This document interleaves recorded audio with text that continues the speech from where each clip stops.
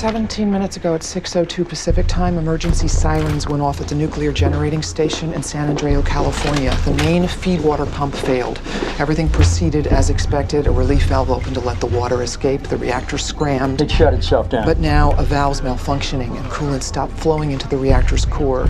If they can't get coolant into the core... The uranium fuel rods become exposed, which makes them highly combustible. We could be looking at a full-scale nuclear meltdown. Full scale as in... FEMA thinks the plume could cover all of San Andreas, population 42,000.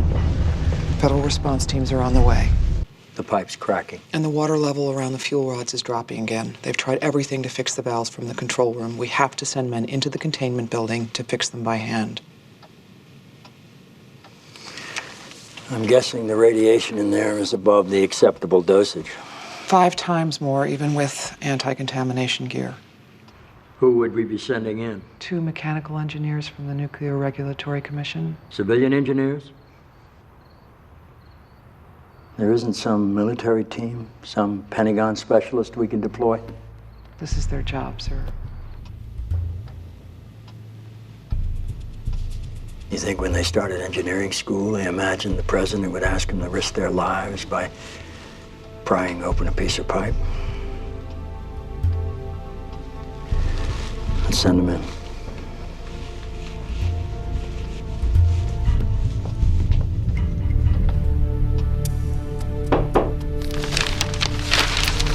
Both the engineers who were in the containment building, they've been hospitalized for radiation sickness. One slipped into a coma. Sir, they knew the danger better than us. You weren't wrong. No one ever told me their names. James Cooke is the one in the... James Cooke and Mark LaRoche. We'll get call sheets for the families. The pressure in the auxiliary building's up to 28 psi. You may need to authorize a second team to try to shut the valve manually. If you'd like, you can deputize the NRC chair to make the call. 15 minutes and out.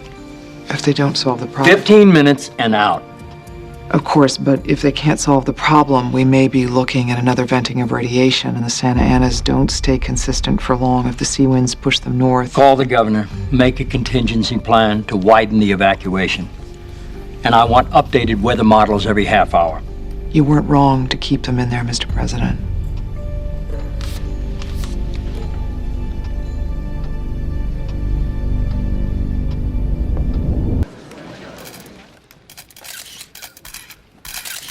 We're all relieved the worst is over. My thoughts and prayers are with the family of James Cooke, the federal engineer who gave his life to save others. Should this make Senator Bennett question his energy plans for the country? I can't speak for anyone else. Makes me question a lot about our energy plans. Congressman, thank you.